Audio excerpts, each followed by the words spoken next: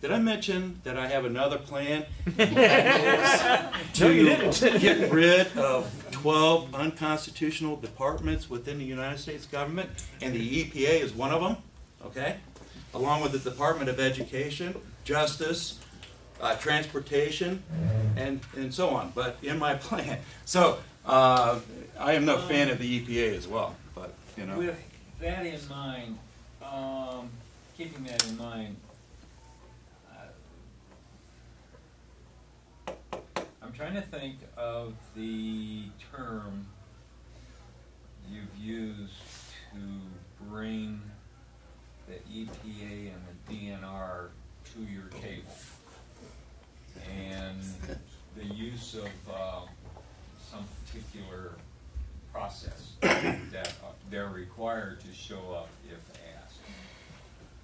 Oh, is it reconciliation or something like that? No, it's not that. Actually, the name escapes me right off the top of my head. I can get back to you on that. No, I got. But it is a process. But the reason I'm going down this line is because the federal government is dangling $800+ million to the state in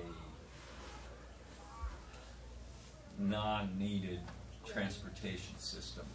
You mean like a railway? Yeah. Maybe. Probably.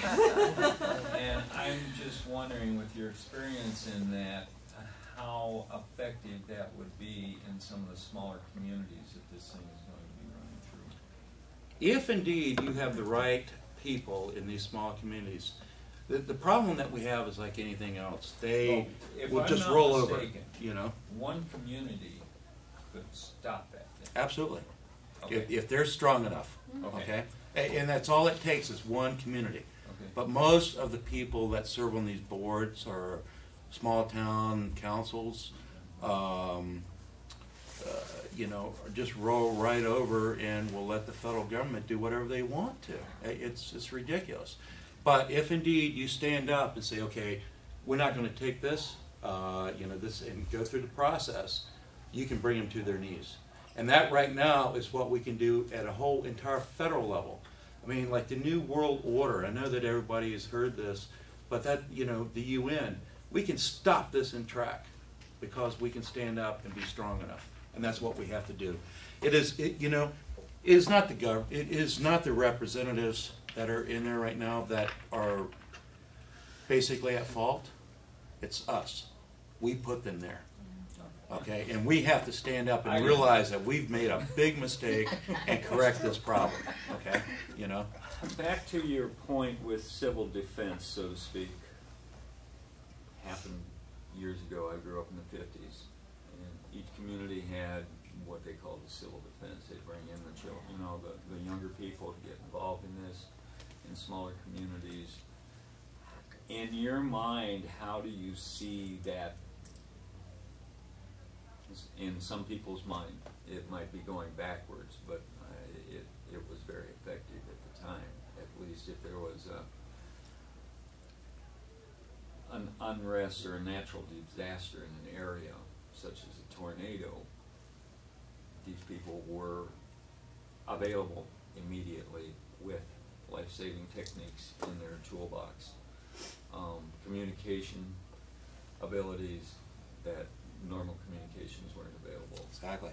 You know, The well-regulated militia.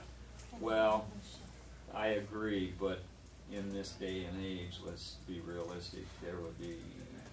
How would you get something like that through if you were in Well, I would advocate the county sheriffs. Like I said, these are the most important people that we have to get elected, and I will work very hard to get a constitutionally minded chief law enforcement officer, which is the sheriff, okay, or CLEO as they're called, to run for office and vet them as seriously as you can, because these are the people that stand up. And you're in Washington, though. Well, no, remember I'm trying to come home, so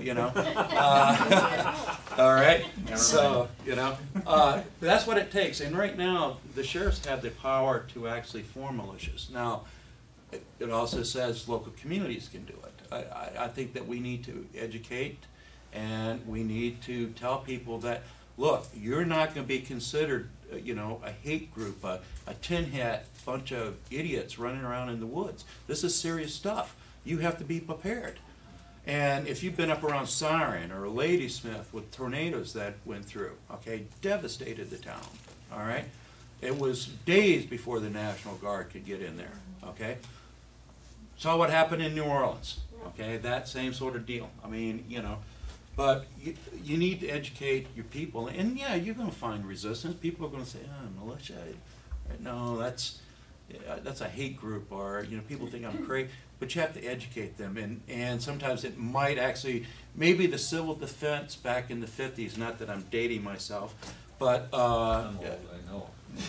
I remember getting in their tables. You know, maybe that might be the idea. I mean, you know, that was from the war, and also through the Cold War, and I personally, I don't know why it ever went away. It was effective.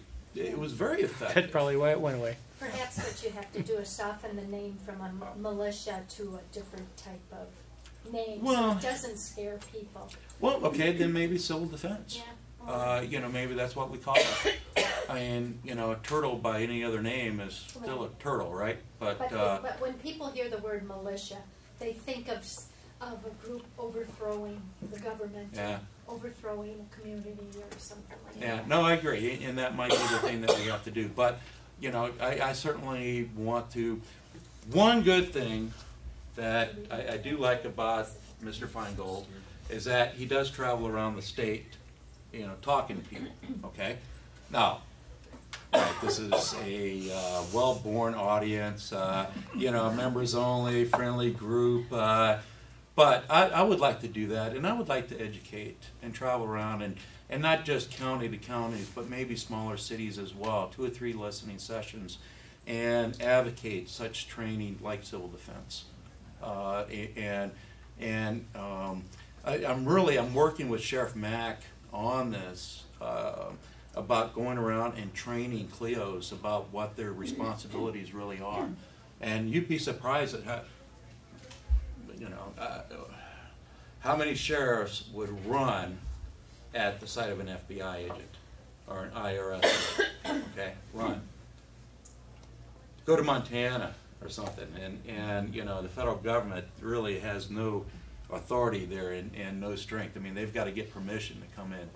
So, you know, this is what you need, and, you know, every county or parish, see, I've been in Louisiana, you know, needs to be able to enforce that. Well, if you had these set up in communities, though, how are you going to pay for them? Well, You have now, to have some kind of funding. you do, We talked about another and, program. you know, that's a really good question.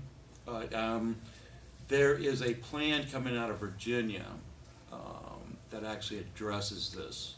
And I haven't seen the final version of it, but it's a member, you know, if indeed you don't want to be in the civil defense, then you pay dues. Okay?